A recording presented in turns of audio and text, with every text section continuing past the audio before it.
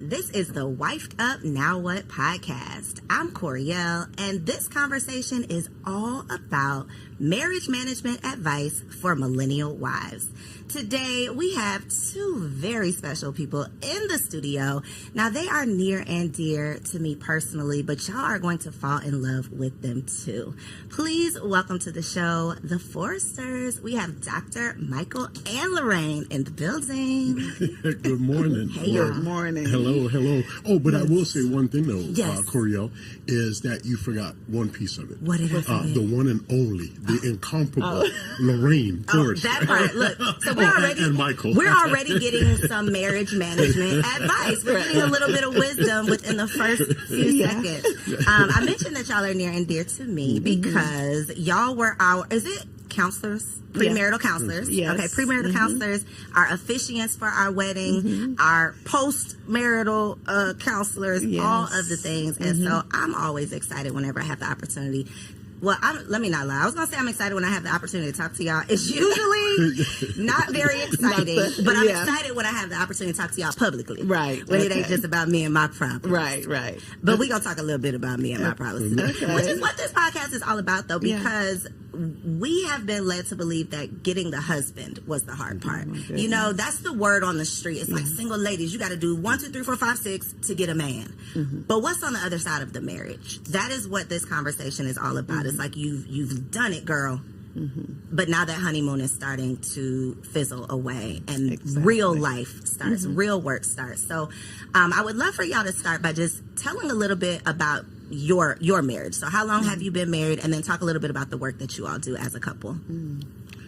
And well, I'll just say, to you as well, you guys are very near and dear to our heart as well. Yes, definitely. We consider you to be some of our adopted children. Thank you. You've been adopted into the family. Definitely love you guys. And, Love you too. we definitely appreciate you having us here. Of course. And I think I'm going to defer to my wife because she tells this story so much Oh my goodness! What story? better than I do. But I will say, though, that, one of the things that I just really cherish, we met 42 years ago. And I was thinking about it this morning. The fact is, and it might even be a little bit shallow, but I remember when I first saw her, that there was something about her. It was her smile and her nose. And I think, that sounds kind of weird, right? Hey, but that was something that captivated me from minute one. Yeah. I'm going to let you go ahead and finish. And he's still got this smile on his face, baby. And he loves to play with my nose. But so we did meet 42 years ago. It was love at first sight. I love the Porsche that he was driving. Okay. No, that's what caught my interest. But initially, I'll say, long story short, it was not love at first sight. He actually went to friend zone for a minute there.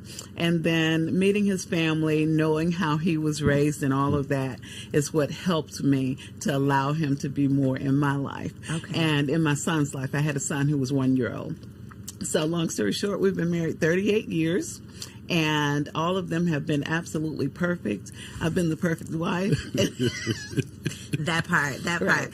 Okay, now the truth. The truth, yes. So there were a lot of things that happened that I did not expect, that he did not expect. I definitely put him on a pedestal. I thought he was so far beyond the average guy, and found out that was not true. Found out that was not true, and which is why we do what we do. We ran into some very difficult times that included my non-negotiables. Yes. Oh my gosh, you just said so much to unpack because I know some of those difficult parts. They don't know some of those difficult parts, but I want to talk through some of them because the expectation that we have when we enter marriage is what leads us astray a lot of times. Not only is it our own personal expectation, sometimes we don't even really know what our expectation is, and then we get there and it's like, well, this ain't what I thought, but I didn't really think about anything. So we don't really know our expectation, and if we don't know it, we can't communicate our expectations so that our partner could actually meet our expectation. Exactly. What do you feel is a realistic expectation for a woman becoming a wife? Like, what should her real expectation be? Because a lot of us enter marriage and it's like, wait a minute, hold on. This ain't what I thought it was. Yeah, there are several things. Number one, expect that things are going to change, period. And all of those ideas about things will ultimately go smoothly because we love each other and we're pretty much on the same page when we say I do. But the reality is, first of all, you need to do premarital counseling before you say I do. And that way, some of the topics will be discussed. So you'll have an idea of what you're getting into. And then once you get into the marriage, to understand that things are not going to always go smoothly. Finances need to be considered, how you manage your finances, how you manage blending family and friends. You need to also consider your sex life, your spirituality. All of those things are things that you have to really think about. What is it, as you said, what is it that I want so I can communicate to my mate what I want and they'll understand it. So you mentioned something about his family, like seeing his family and then you're like, okay, he can come on out the friend zone. We can give this a try. I think so often we overlook not just how your family is showing up. Like you go around and it's like, oh, they're cool or they're nice or whatever. But like, how were you raised? What did you witness in your home? What was your experience with relationships or communication or finances? All of those things I think we overlook because we're looking at his Porsche or we're looking at, what social media tells us is important, and then we're forgetting about the real things that are going to matter once the marriage truly begins.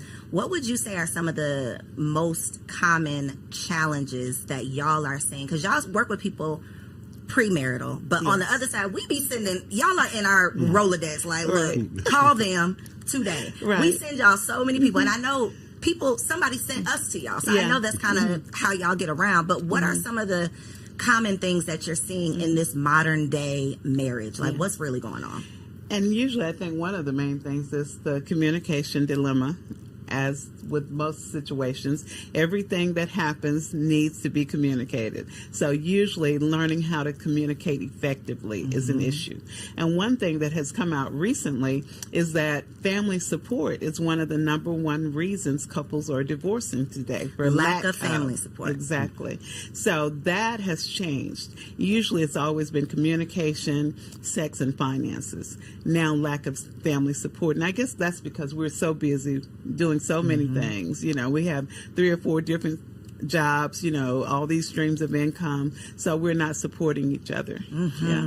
If I could just chime in just 1 second, in terms of the expectations, I think that there needs to be an expectation that you need to be flexible, because despite, the upbringing, the family background, and even though those things are, they look ideal, that does not guarantee that what you experience in the marriage is going to reflect the same as what your mate might have, experienced in your life. Yes. Would you say that is accurate? Because something else you said that I could personally identify with and relate to is the pedestal that you had him on, that you just thought, oh, perfect man, perfect husband. And then it's even harder when they fall off of that pedestal. Can you talk a little bit about that process of how he was able to fall off the pedestal, but then you didn't walk away? You were still able, well, you might have walked away and came on back, but you were still able to piece it back together somehow. And what does it look like on the other side now that you know he's not perfect? Yeah. And he would always tell me, look, I'm not perfect. You think too highly of me. But I was looking at his family, his mom, dad, great people. They taught him well, had great morals. His siblings, they got along very well. They had very interesting and intriguing conversations. Everything was just great. And he would call me long distance and tell me, I was listening to this sermon the other day and they said XYZ. And I'm like, okay, and all of those things. He was not the average person. He would never use profanity in my presence, period, and he's always so respectful. But then the tables turned. Day by day, he changed a little bit. And I think sometimes we kind of acclimate to the environment. So maybe the friends changed. I'm not saying it was on them. It was in him. But I could see a change. But they create an environment where it could come on out. Exactly. And so the things changed. Like he would never necessarily curse me, but I would hear the profanity when he's talking to some other people, which surprised me.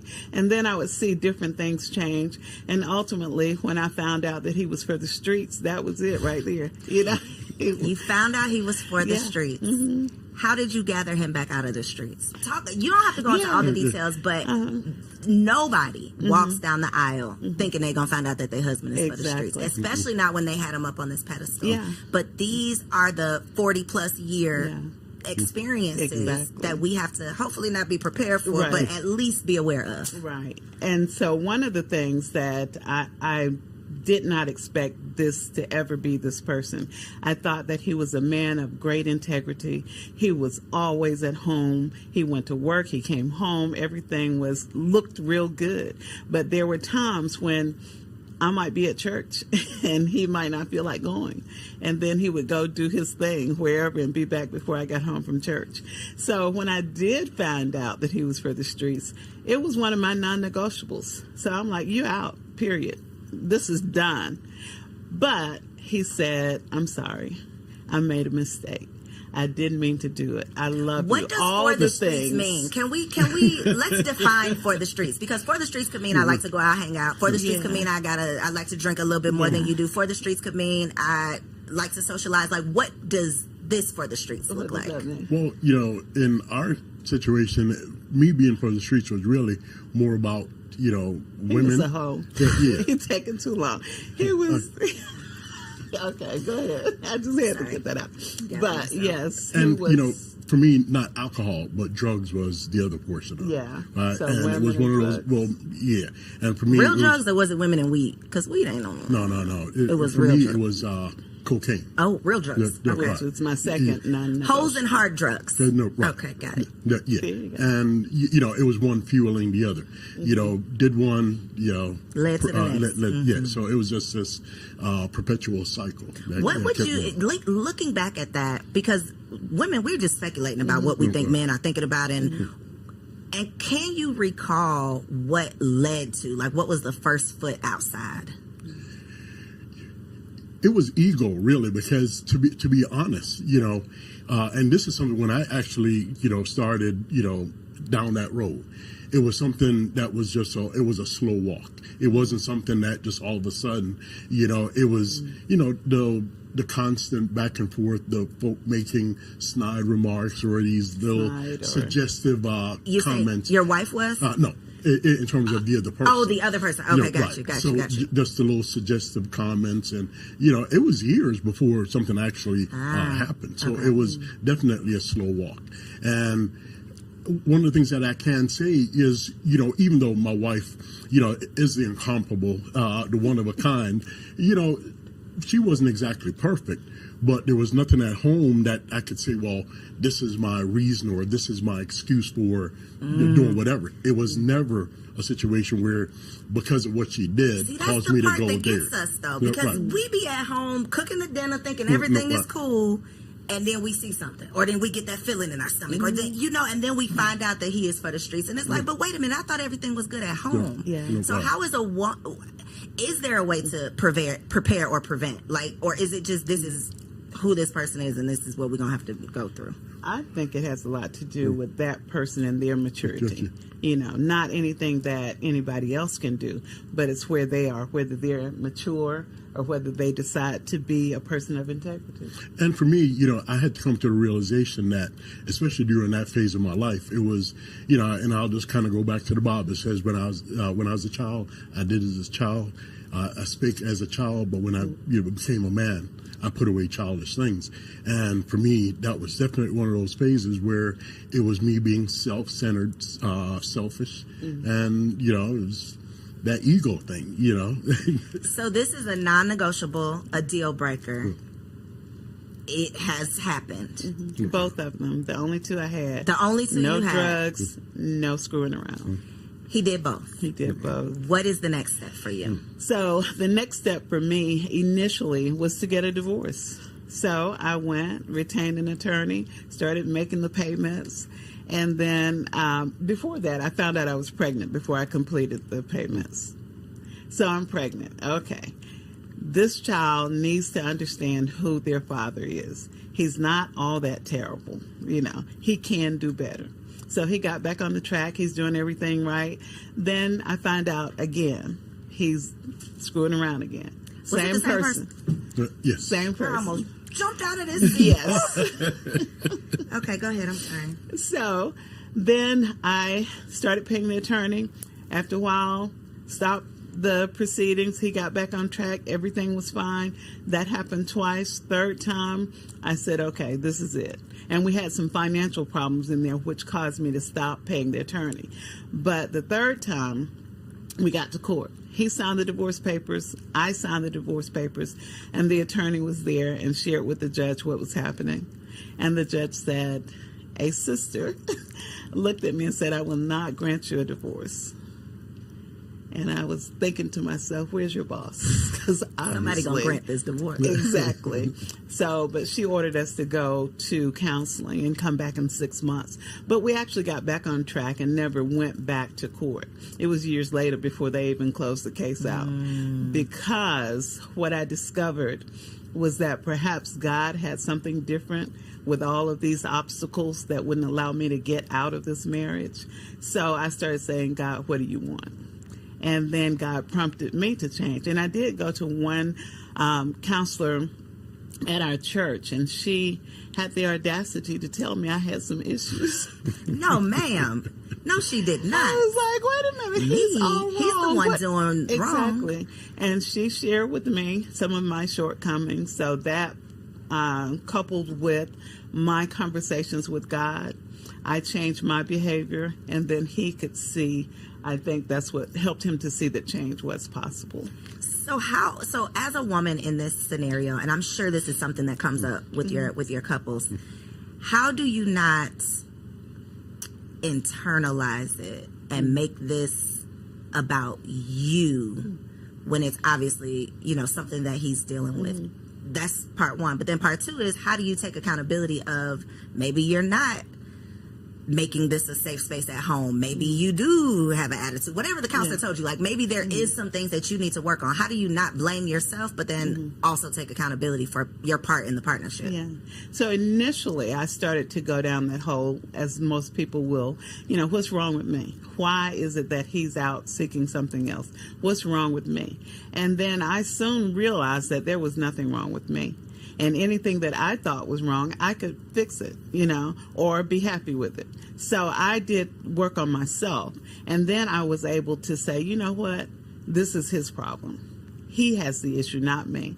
And so with me making the changes, and that's basically what the counselor told me, that I was not making it a comfortable environment at home, because I went from wondering what's my problem to, hey, look, I'm all of that and then some. So you need to recognize. So I had to tone it down a little bit. So there has to be like a happy medium. Right. But really though, in all fairness, if there were some things, in terms of her attitude or whatever, if there was something that's present and prevailing, 9 times out of 10, it was because of something that I did, right? That it wasn't making it a warm and loving environment, creating that space for me, because she was pissed off, probably, right? And then, so, how can I expect for her to be loving and kind if, I'm taking her down this, road, creating all this aggravation and this frustration. This scenario where she can't be peaceful and calm and kind all of the time. So I'm expecting her to take the blame for me stirring the water and,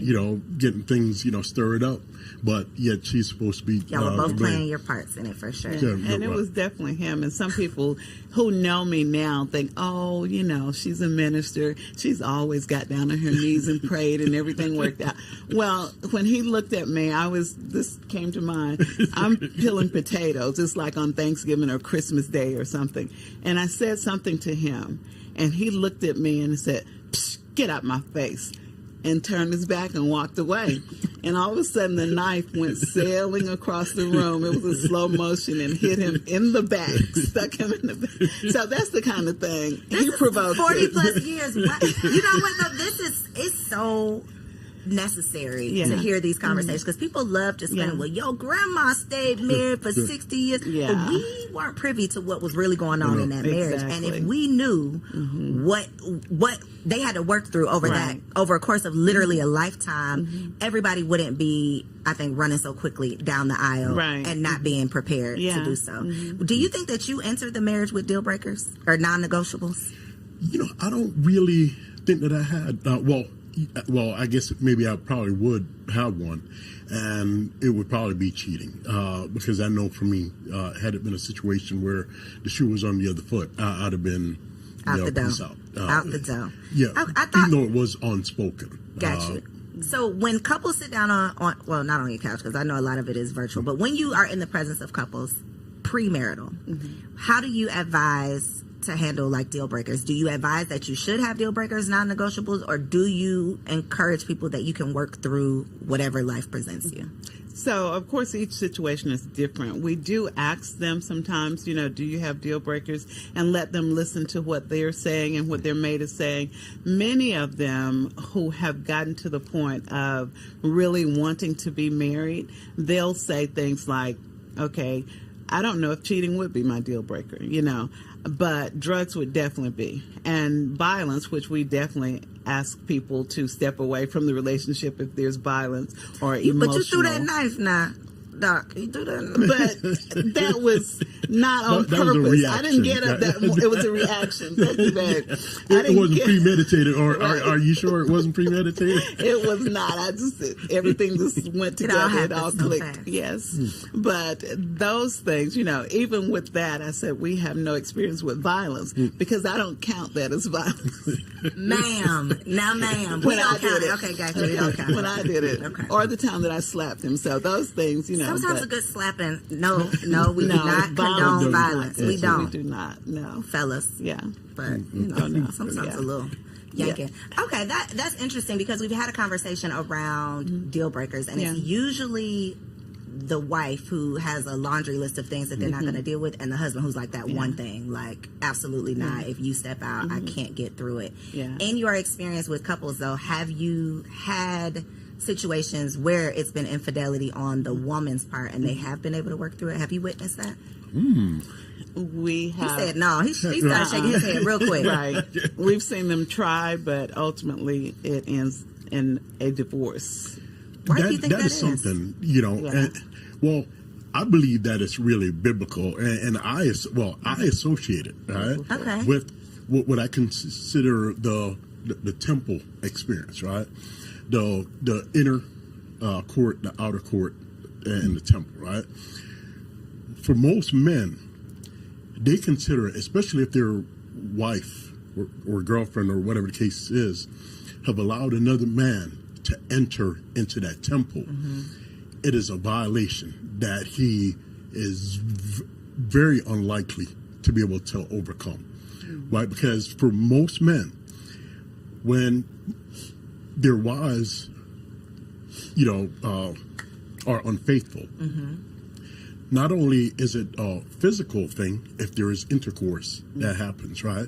It's an emotional thing because most women do not engage sexually with someone else unless there's an emotional connection. So for most men, it's really not so much about the physical thing, but that emotional disconnect that caused her to be able to connect with someone else. And for most men, it is one of those insurmountable obstacles. Most men. We have... Can't think of one, huh? I can't even think of one right now. We've had several of them say that they would stay in it and work through it, but usually it turns out very bad and ends in divorce. Of the couples, if you had to just not necessarily give a percentage, but do you see more infidelity on the part of the husband or the wife majority of the time? Most of the time it's the husband.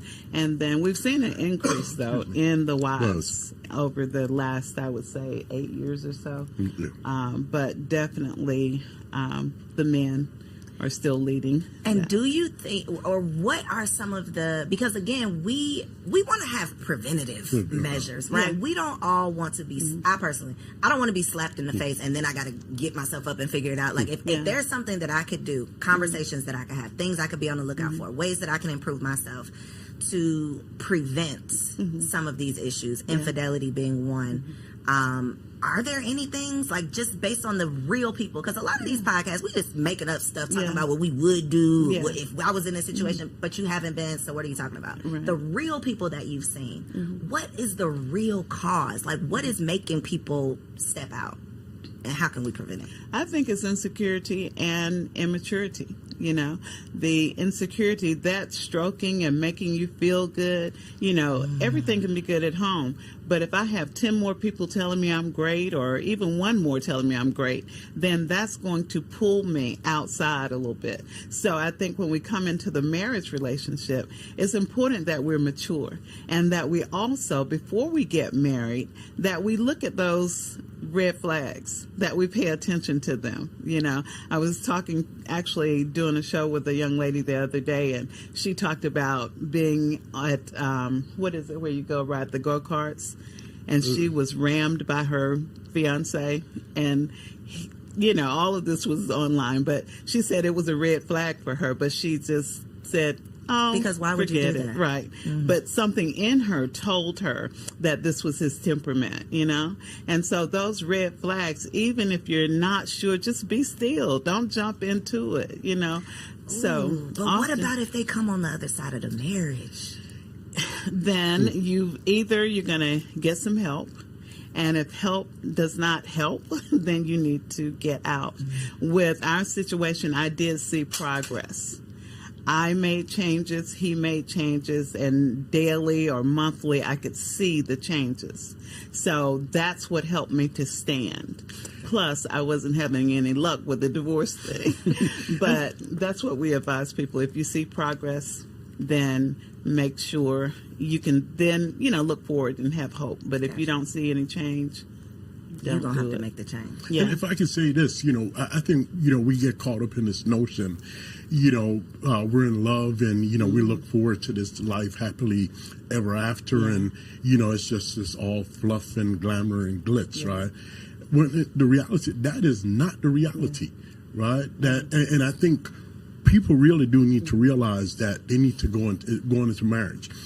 It needs to be eyes wide open. Right, that you're not dismissing these things that are these little red flags to you, that you are addressing them up front if you can. You know, surely there are things that's going to happen, you know, because if you're going through life together, there are going to be obstacles. There are different things that's going to come up. But when there are these blatant red flags on the upside, on the front side of it, and you ignore them, that's ignorance.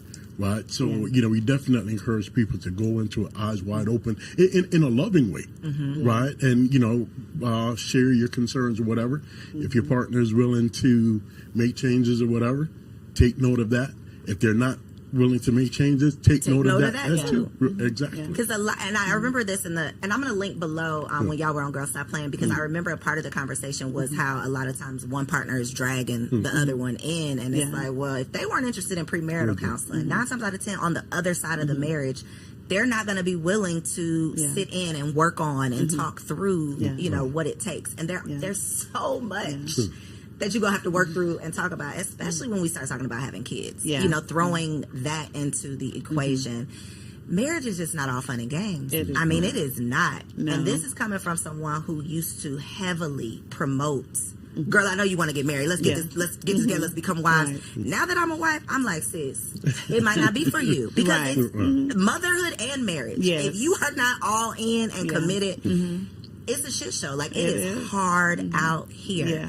So you talked about communication and intimacy, which, you know, we hear about finances, communication, intimacy. These are the challenges in marriage. One of the conversations that I've had around communication, though, is sometimes the lack of communication. So sometimes it's we don't know how to communicate, but a lot of times on a woman's part, it's I'm going to avoid some of these tough conversations. Talk about the impact that being an avoider can have in your long-term in your marriage. Yeah. And that's just like sweeping something under the rug. You know, eventually it's going to pile up, and then you got a whole lot of stuff under there. So the best case scenario is go ahead and discuss it, but figure out when and how to discuss it. You know, one thing that we recommend that couples determine a specific date or 2 dates out of the month that they're going to have conversations, a check-in period. And that check-in period, then I know and my husband knows that we're going to have some tough conversation. And sometimes it might not be anything, but we still have that on the calendar. And when we do have those tough conversations, we also need to put a time limit on it. When we went through stuff, we would be up like 3 or 4 hours at night talking, you know, but do it about 45 minutes. And if you still need to say something else, then table it and say, okay, we'll address it in another couple of days. Because if you keep picking at it and one of you are not into it, you're not going to get anything positive out of it. So with communication, you're right. The lack thereof is the biggest problem. So make sure it happens. Be intentional about it. Have a check-in time. So that they don't have to do what I do. Because y'all be seeing that email come through. Corietta is scheduled at 3:34 in the morning because we didn't have this argument, and now I got to call the people. Right, now we got to see the people. So instead of doing that, you already have this time set aside, so it's not like I'm in trouble, because that's what it turned into. I'm telling on you. So instead of that, it's like, no, we already have this dedicated time. We're going to meet, we're going to talk, and I'm not going into it mad because it's already on the calendar. Be better than me. And I was just going to kind of add to that, you know, in terms of the communication. One of the things I know that we see a lot, right? And this happens to happen on the woman's side of it, that they don't want to have the conversation with their husbands, right? Because they don't want to upset him. They don't want to bother him. So, you know, we just kind of let things, you know. Especially early on. You know, how does that work out for you, though? It doesn't. I'm like, girl, be yourself. And then the next thing you know, you have just this major explosion, you know, because things are swept under the rug. Or you turn into like a shell of yourself because you don't want to ruffle any feathers. You don't want him to be. I was literally on the beach, y'all. You should be happy on the beach, right? You on vacation, you on the beach. On the beach in Miami, and a couple were not that far away from me, so I could hear the conversation they were having, and something had upset this husband. And the wife just kept saying, okay, but baby, you know, I want to have a good day. Like, she was really trying to diffuse it. Okay, well, let's just go to the beach. And he was just mad about whatever it was, to the point where this was like a 30-minute thing. And at the end of the 30 minutes, she's just like, well, I'm just going to go. You know, like, she was just so beaten down. Let's just go to the water. She's like dragging him, trying to hold on to his hand and make him cut to the water. He ends up going back. And it was just such an uncomfortable, awkward thing for me as a stranger to even witness. But I think it was a representation of so many marriages that I don't want to ruffle any feathers. Let me just calm you down. Let me just give you your way. Let me just... And then you end up doing yourself a disservice. How can we avoid that part of it? Is it just being assertive and standing up for yourself, or... And it's like you said at the beginning, first of all, we need to realize, what is it that I'm asking for? Because if I come to you and say, babe, I don't want you to wear blue jeans ever again. And you say, well, I think I want to wear them on Tuesday. And I said, well, okay. You know, I'm not true to myself. I need to come back with some factual information why I don't want you to wear the jeans. And I need to have that already reconciled in my mind before I approach you with that thing, you know. So then I can give you the facts as to why I have this position. And so just a lot of times we see women will say things and then they'll change so fast. And then they come back 2 weeks later with the same issue. Stand firm on it. Make sure you solidify it in your mind before you present it. And then when you present it, you have factual information that will help them to understand what you're saying and why you're saying it. And I think another part of it, too, is, you know, in terms of, you know, avoiding these type of situations in the marriage, is making sure that you're actually working on yourself, making sure that you're a whole individual, in this marriage, because if not, you'll just find yourself just being the shell of a person, not really adding any value, in the marriage, in a relationship, and that's not fair. And really to either of the persons, in the marriage, you have to be a whole person. Yeah. It's tough. It is. Because you become a half of a person real quick. Once you say I do, now you're the wife. Now you're not just the woman, you're the wife. Yeah. You got this whole nother responsibility. And then you become the mother. So now you're like a quarter of who you were. And I think that is where some of those issues come in, because it's like I got to manage all this stuff at home. To your point about the lack of family support, a lot of times the mom becomes the default parent. Now I'm stressed out. Now I got an attitude when you come through the door. Now we got something else to argue about, and all of that compounds into a tough life. Yeah. And if you are dealing with your own tough life, which most of us don't know how to deal with, we're not communicating to you. You got your own stuff going on. You're seeking whatever you're seeking to try to get through it, and then we got to come see y'all. Yeah, yeah. And scheduling is something that we don't do in marriage. We have businesses, we make appointments, we schedule things. If we schedule things in our marriage, schedule my me time, schedule your time. What about sex? Should we be scheduling sex? Yes, we definitely should schedule sex. We are dealing with multiple streams of income. We're always working. We look up and 2 weeks have passed and we haven't had sex. You're already 6 times down. Dang, so wait a minute. So what's the goal here now? What's the goal? What we going for? It still remains a minimum of 3 times in a 7-day period. It still remains a minimum of 3 times. I'm glad y'all said that, because me and Kendrick had a little back and forth about, is it 3 or is it 4? I knew it was 3. I told you it was 3. He said he was going to call you. I know a minimum of 3. Well, Kendrick, I think we're going to get you an extra one. He's like, no, because it's supposed to be the majority. I'm like, sir, relax. 3 is good. But seriously, other than lack of intimacy, what are some other, besides scheduling it, like what are some other preventative things that we should be aware of? Like, first 1 to 3 years of marriage, when it comes to intimacy, what is your advice? So women often say, well, I'll do it for him. Okay, he wants this. Sex is a two-way thing. Ultimately, when you get down to it, both of you hopefully are enjoying it. So embrace that mindset. This is not for him. This is for me. I enjoy it. You're looking at and thinking about things that you want to do, things you want to have done to you. That helps you to get into it. Looking at part of how they do it in the tantra sex, where you're thinking about it 24/7 and you're psyching yourself up to it. Or you go 3 days with you two touch, kiss, and everything but sex. But then on that 4th day, you go all in, And so it's making it interesting for both of you. And it's not, there is sex and there's making love, 2 different things. Both of them are necessary. A lot of times women expect making love. I just can't, because we had an argument 5 days ago, so I can't do it. You can. You could just have a little sex. Right, and enjoy it. That part. So if you got an attitude, though, this is the men are from Mars, women are from Venus thing. I could piss him off at 8:05. By 8:07, he ready to go lay down. He is fine. 8:06. Look, 30 seconds later, if he pisses me off at 8:05 a.m., I might still be mad at 8:05 p.m. Like, I might just be coming down at 8:05 p.m. where that is the part that I think, I'm laughing about it, but I really think this is a serious problem, because men do not understand. Like, my body almost don't work. Like, I'm going to be looking at you like, you don't want to be on top of me, and I'm looking at you like that, right? Yeah, yeah. But he's not looking at you. He don't care. Yeah, he don't care. But when years ago, somebody close to me had a terrible car accident. They were paralyzed.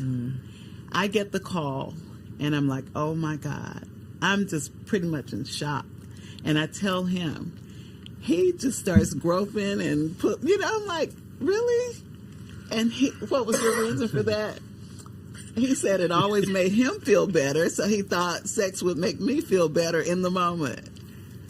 I was just trying to play my part, trying to help her get over this situation, trying to put her in a better state of mind. Distract you. Let me get your mind off of that. No. Wow. Yeah. Y'all are literally from Mars, because what? Yes. Okay. That is thank Thank you for saying that because that represents what men, and I don't want to just say like y'all, but y'all brains are literally different. They are wired different from ours, and so that is a perfect example of.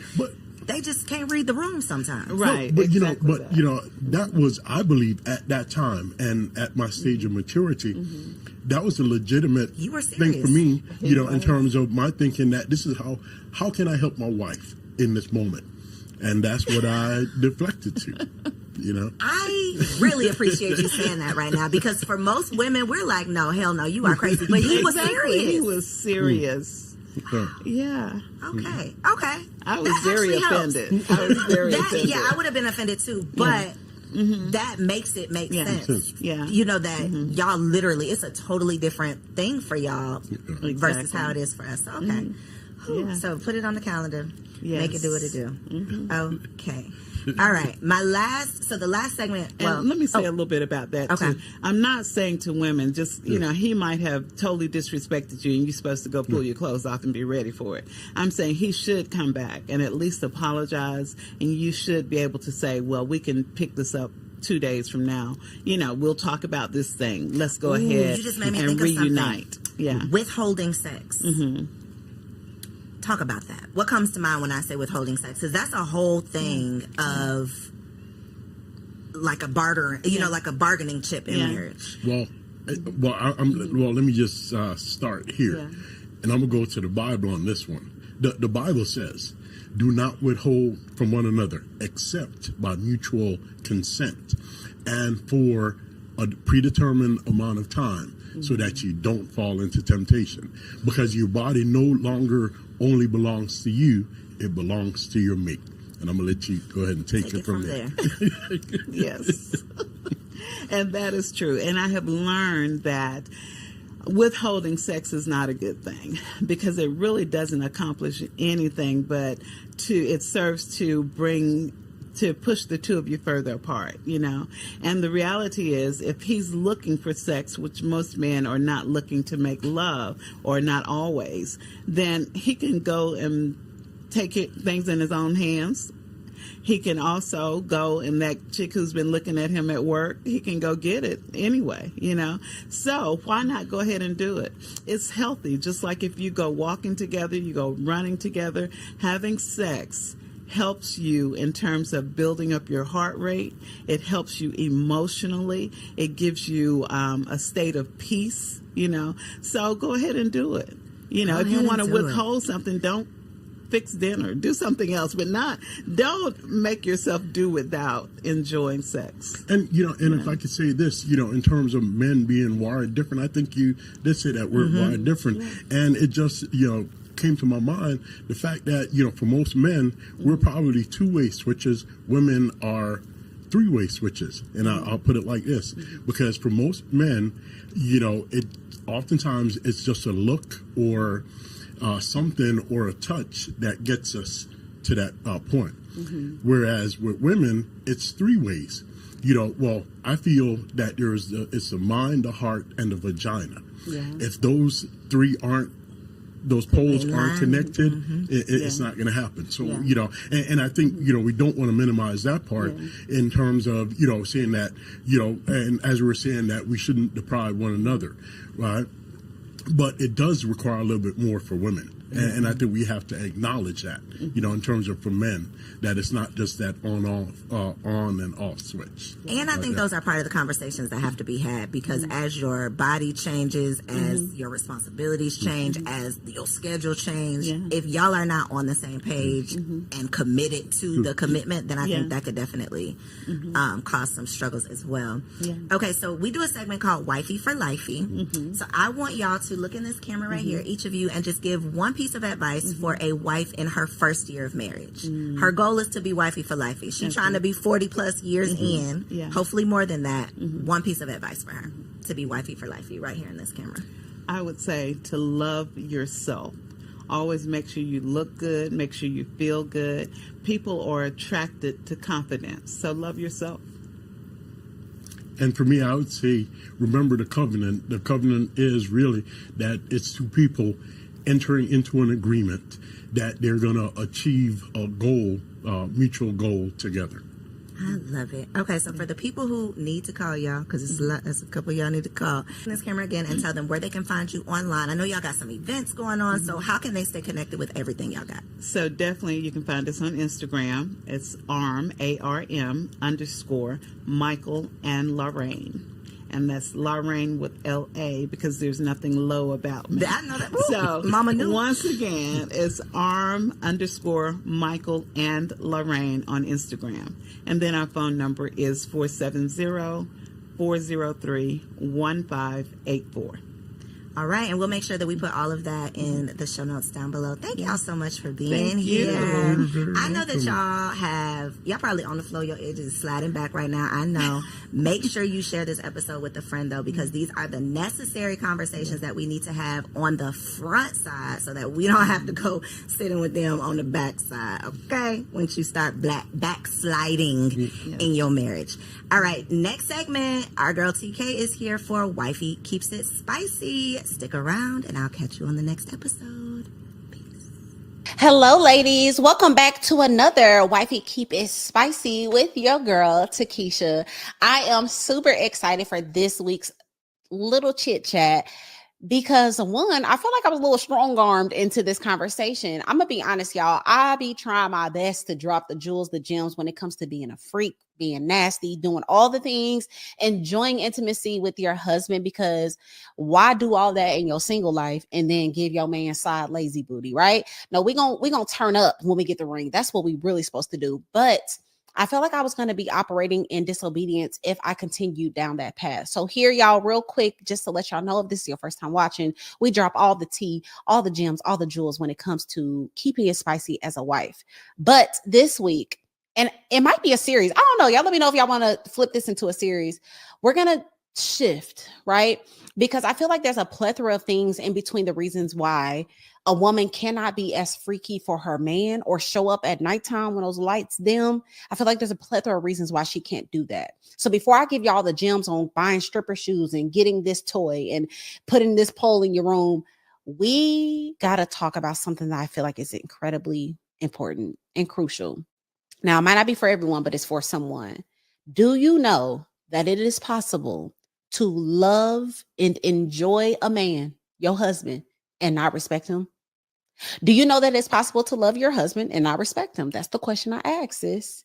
Yes, it is a very real thing. And what I found out is that women are so exhausted from overcompensating in every area because their man doesn't step up in these areas that when it comes to that time at night, they like, sis, you're gonna get this little lazy side booty because I feel sorry for you and I'm here and I'm the only one you got, right? You can get into the mode of doing so much all the time and he's doing so little in your mind that you don't even feel like he deserves for you to really pull out the stripper version of yourself or whatever, fill in the blank, the porn star version of you. And so I have to speak on this because I feel like so many women, especially those that have been married for a long time, or some of y'all that done ignored a lot of red flags and you still said, I do, this video is for you. Now, I do think it's possible to regain respect for your man. I don't think all hope is lost, but it's going to take a lot from you. And it's going to take a lot of maturity from you. So listen here, sis, what we are going to do, if you connect with this, if you feel like, girl, I'm doing so much, I'm a professional woman, I had my bag before I got him, especially if y'all got married later in life, you got married in your late 30s, your 40s, you're like, shoot, I'm good, I look good, I can get any man I want, like, God bless you, you done got a trophy, this is good for you, this is for you.